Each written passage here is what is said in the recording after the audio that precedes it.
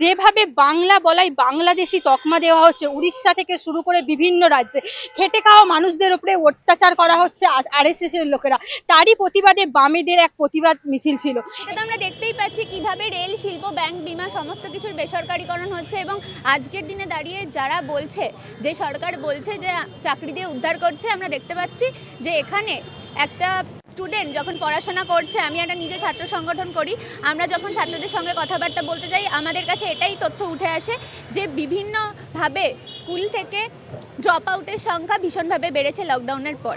এবং আমরা জানি যে তারা বেশিরভাগই তোমার গিগ শ্রমিক, যারা গিগ শ্রমিক বলতে হচ্ছে যারা জোম্যাটো, সুইগি এ ধরনের অসংগঠিত শ্রমিক, অসংগঠিত ক্ষেত্রে যারা চাকরি করছে, বিভিন্ন ধরনের কন্ট্রাকচুয়াল জব করছে, যেই কাজগুলোতে কোনো রকম সিকিউরিটি থাকে না, জীবনের কোনো রকম নিশ্চয়তা থাকে না, এই ধরনের কাজের দিকে তাদের ঠেলে দিচ্ছে যেখানে তাদের ভবিষ্যৎই একদমই সিকিউর নয়।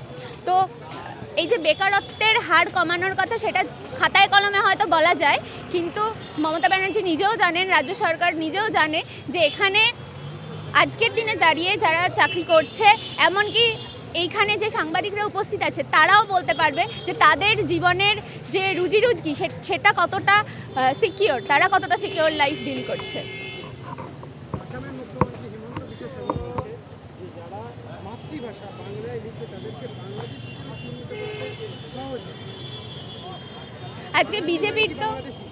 আজকে বিজেপির এটাই প্রপাগান্ডা, বিজেপি এই প্রপাগান্ডাটা ছড়াচ্ছে। আমরা জানি না যে 26-এর বাংলার নির্বাচনে যখন বিজেপির নেতারা দাঁড়াবে, তখন তারা বিজেপির কর্মী সমর্থকরা যখন বাড়ি বাড়ি যাবে, বাঙালিদেরই বাড়ি বাড়ি যাবে, তখন সেই উঠানগুলোতে গিয়ে কিভাবে ভোট চাইবে।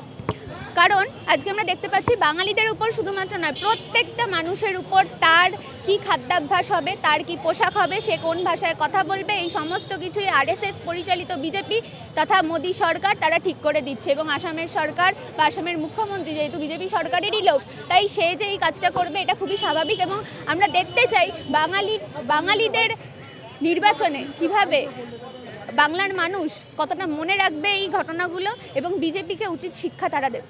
শ্রমিক ভট্টাচার্য বলছেন যে কোনো হিন্দু ভোটার তালিকা থেকে বাদ যাবে না, এমনকি এনআরসি থেকেও বাদ যাবে না, কিন্তু আমরা দেখলাম বিহারে 52 লক্ষ মানুষ বাদ দিল এবং তারা হিন্দু। এর আগেও আমরা দেখেছি যে আসামে যখন এনআরসি করা হলো তখন বহু হিন্দু মানুষ তারা বাদ গিয়েছিলেন। এখানে হিন্দু মুসলিমের বিষয় নেই, এখানে গরিব মানুষের বিষয় আছে, যাদের এবং মহিলাদের প্রসঙ্গ রয়েছে, যেখানে কিনা তারা তাদের যে নথিপত্র সেটা বিভিন্ন কারণে, সেটা প্রাকৃতিক বিপর্যয় হতে পারে। মহিলাদের ক্ষেত্রে আমরা জানি যে তাদের নিজস্ব কোনো ঘর থাকে না, মানে প্রথমে বাপের বাড়ি এবং তারপরে শ্বশুর বাড়ি এবং তার ডিস্টেন্স সব কিছু মিলিয়েই তাদের কাছে নথিপত্র থাকাটা এই সময় দাঁড়িয়ে যথেষ্ট সমস্যার। এবং বিভিন্ন সময় তারা বিভিন্ন ধরনের কথা বলছে, আজ বলছে আধার কার্ড দেখাতে হবে, কাল বলছে ভোটার কার্ড দেখাতে হবে, একদম কোনো ঠিকঠাক যে রুলস রেগুলেশন সেগুলো কিছুই বলছে না। এবং এই পরিচয়পত্র কেন দেখাবে বিজেপি সরকারকে? কারণ পরিচয়পত্র যখন তারা ভোট দিয়েছিল, যাদের ভোটে বিজেপি আজকে ক্ষমতায় জিতে এসেছে, তাদেরই পরিচয়পত্র কি করে বিজেপি সরকার দেখতে চাইতে পারে? এত বছর ধরে যারা ভারতবর্ষের মাটিতে বিবিধের মাঝে আমাদের অবস্থান, আমরা ডাইভার্সিটির মধ্যে বাস করি, আমরা বিভিন্ন ধর্মের বিভিন্ন ভাষার মানুষ পাশাপাশি বসবাস করি, তো এরকম একটা জায়গায় দাঁড়িয়ে কিভাবে বিজেপি সরকার আজকে মানুষে বিভেদের রাজনীতি করছে, এটাই মানুষের কাছে স্পষ্ট করছে, এটাই জনগণ দেখতে পাচ্ছে। দেখলাম যে বাঙালি পরিযায়ী শ্রমিকদের বিজেপি শাসিত রাজ্যতে হেনস্থা করা হচ্ছে, কিন্তু যোগী আদিত্যনাথ বলছেন যে বাংলাদেশ থেকে আগত মানুষদের জমি দেওয়া হবে, তাহলে নিজের দেশের বাঙালিদের দোষ কি বলবেন? এগুলো তো সবই ভোট কেনার চক্রান্ত। বাংলাদেশ থেকে অনুপ্রবেশকারীদের ভারতবর্ষে ঠাঁই দেবে, ভারতবর্ষে কোনো রকম কোনো আজকে রুজি রোজগার নেই মানুষের, ভারতবর্ষের মানুষদেরই নেই, তারা আবার অন্য দেশের মানুষকে নিয়ে এসে এখানে থাকতে দেবেই বা কোথায়, বা এদের অন্য সংস্থানই বা করবে কীভাবে? এগুলো তো খুবই ভাওতাবাজি।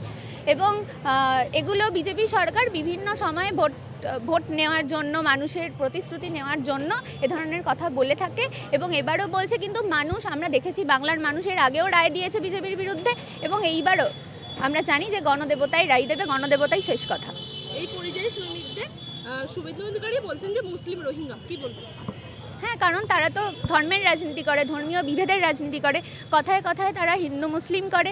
কিন্তু আজকে যখন আমরা জানি যে আমরা যখন বাজারে যাই, আজকে যে মানে মানে আকাশ ছোঁয়া মূল্য বৃদ্ধি নিত্য প্রয়োজনীয় জিনিসপত্রে, সেটা তো একজন হিন্দুকেও যেই দামে কিনতে হয় একজন মুসলমানকেও সেই দামে কিনতে হয়।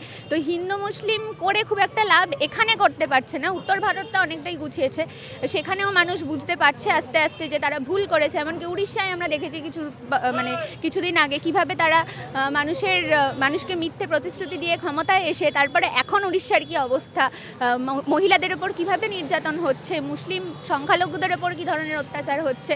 তো বাংলার মানুষ এই বিজেপির এই ফাঁকিবাজি, এই ভাওতাবাজি, সেগুলো সম্পর্কে যথেষ্ট সচেতন এবং তারা এই জবাব 26-এর নির্বাচনে দেবে।